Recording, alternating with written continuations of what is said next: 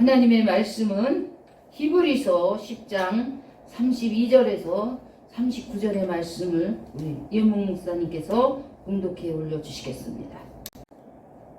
전날에 너희가 빛을 받은 후에 고난의 큰 싸움을 견디어낸 것을 생각하라.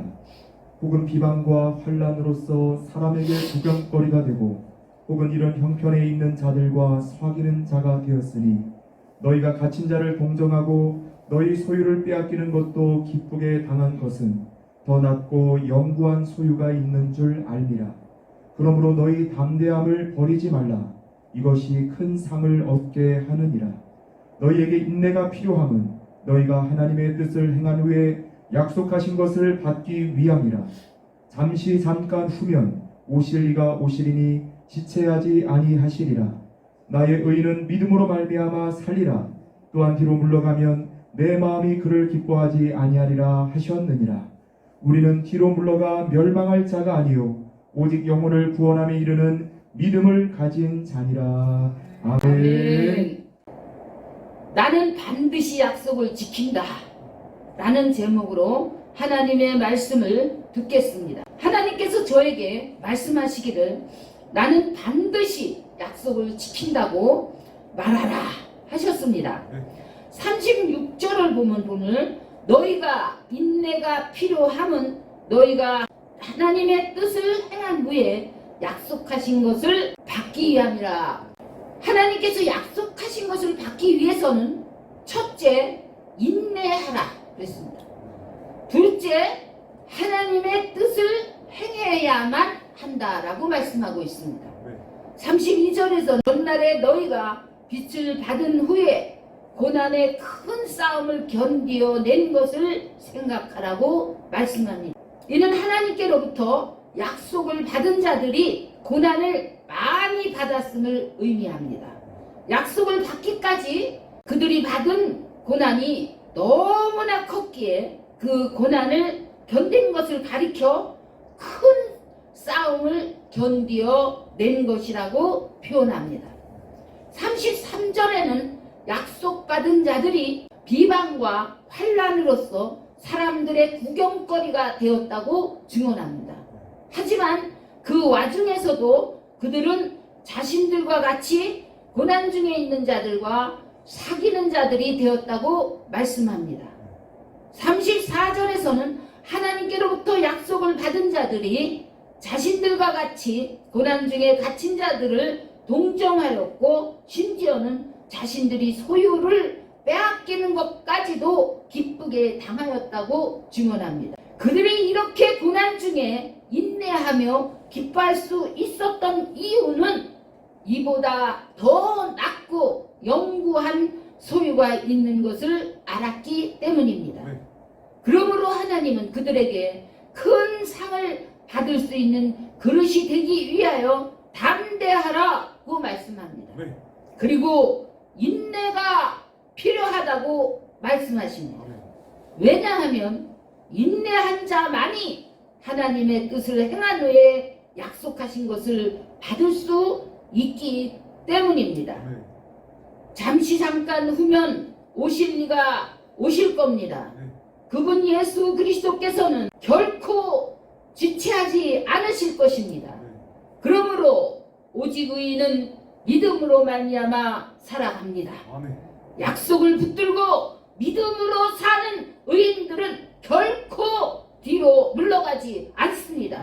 왜냐하면 하나님께서 뒤로 물러가는 것을 기뻐하지 않으시기 때문이며 그들 또한 뒤로 물러가 멸망할 자들이 아니라 영혼을 구원함에 이르는 믿음을 가진 자들이기 때문입니다. 하나님은 이 말씀을 믿으라고 하십니다. 하나님은 인류 구원을 위해 예수 그리스도를 보내주시겠다고 하나님의 사람들을 통해 수없이 약속하셨습니다.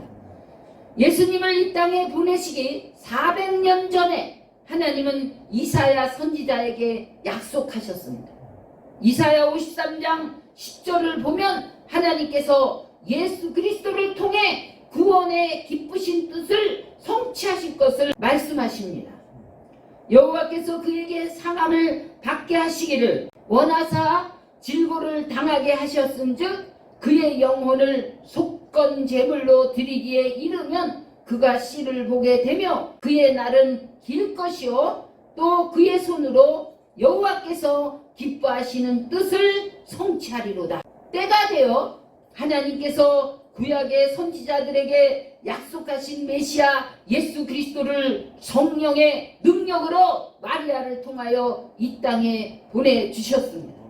그리고 약속하신 대로 예수 그리스도께서 십자가에서 죽으심으로 인류 구원의 길을 열어 놓으셨습니다. 부활의 주 예수 그리스도께서 성령님과 더불어 우리와 함께 하십니다.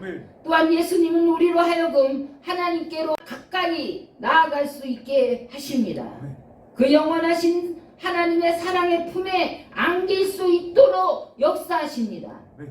또한 때가 되면 하나님께서 예수님을 다시 이 땅에 보내실 것을 약속하셨습니다. 재림의 주님께서 오시면 우리는 영원한 하나님의 품인 하나님의 나라로 들어가게 될 것입니다. 하나님은 반드시 그 약속을 지킨다 말씀하십니다. 하나님은 믿음의 조상 아브라함에게도 나타나셔서 약속하셨습니다.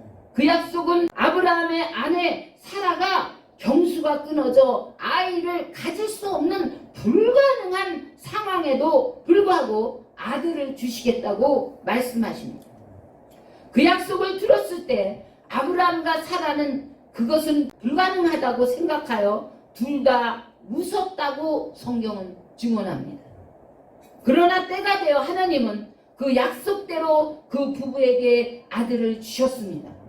하나님은 아브라함에게 이삭뿐만 아니라 하늘의 별같이 땅의 모래와 같이 수많은 자손들을 주셔서 큰 민족을 이루실 것도 약속하셨습니다. 때가 되어 신실하신 하나님은 아브라함의 자손들을 하늘의 별과 같이 땅의 모래와 같이 번성하게 하셨습니다. 또한 하나님은 어린 목동 다윗에게 하나님의 사람 사무엘을 보내셔서 이스라엘의 왕이 될 것을 약속하셨습니다. 하나님은 사무엘하 7장에서 다윗에게 약속하신 복을 그대로 이루셨습니다. 그 언약의 내용은 다음과 같습니다. 첫째, 내가 가는 모든 곳에서 내가 너와 함께 있어 내 모든 원수를 내 앞에서 멸할 것이라. 둘째, 땅에서 위대한 자들의 이름같이 내 이름을 위대하게 만들어 줄 것이니라. 셋째, 너를 모든 원수에게서 벗어나 편히 쉬게 할 것이라. 넷째, 내가 너를 위하여 집을 지어 줄 것이다. 다섯째, 내 몸에서 날 그 자손을 통하여 나의 나라를 견고하게 할 것이라. 여섯째, 내 자손은 나의 이름을 위하여 집을 지을 것이며 나는 그의 나라 왕위를 영원히 견고하게 할 것이라. 일곱째, 너에게 사울처럼 나의 은총을 빼앗지 아니할 것입니다. 여덟째, 내 집과 내 나라가 내 앞에서 영원히 보존되고 내 왕위가 영원히 견고하게 될 것이라. 하나님은 이스라엘 민족이 애굽에서 나올 때에 젖과 꿀이 흐르는 가나안 땅을 주리라고 약속을 신실하게 지키셨습니다. 그리고 하나님은 천하고 천한 여리고의 기생 라합에게도 그의 가정과 가문을 지켜줄 것을 약속하셨고 그 약속대로 라합의 가족들이 멸망 중에서 구원을 받았습니다. 뿐만 아니라 하나님께서 라합에게 복을 주셔서 그 가문이 예수 그리스도의 족보에 오르게 하셨고 인류 구원의 위대한 역사를 이루게 하셨습니다. 이와 같이 하나님은 약속을 반드시 지키시는 신실하신 하나님이십니다. 앞서간 믿음의 선진들을 통해 배울 수 있는 것은 하나님이 약속하신 것을 받기 위하여 반드시 믿음으로 순종하며 인내로서 나아가야 한다는 사실입니다. 아멘. 수많은 믿음의 선진들이 보여준 것처럼 우리 또한 하나님의 약속을 믿고 순종하며 인내로서 승리하여 믿음의 역사의 산 증인들이 되어야 할 것입니다. 아멘. 하나님은 지금 말씀하십니다. 아직 내 아들 예수를 보내는 날이 남아 있으니 그때까지 내 말과 명령을 잘 지켜 행하라. 아멘. 그리하면 영생의 복과 이 땅에서도 신명기 28장의 복이 임할 것이니라. 아멘. 나는 모든 세계를 공의로 통치한다. 아멘. 복과 저주를 내리는 이것이 바로 사랑이다. 아멘. 믿고 순종한 자들에게는 상과 복을 내릴 것이며 아멘. 거역한 자들에게는 진노와 저주가 임하게 될 것이다. 궁극적으로는 천국과 지옥이다. 아멘. 그 신실하신 하나님의 약속의 말씀을 잘 듣고 잘 깨달으며 잘 지키는 자들이 되어 영원한 약속의 복을 다 받으시는 저와 여러분들이 되시기를 주 예수 그리스도의 이름으로 축원드립니다. 아멘.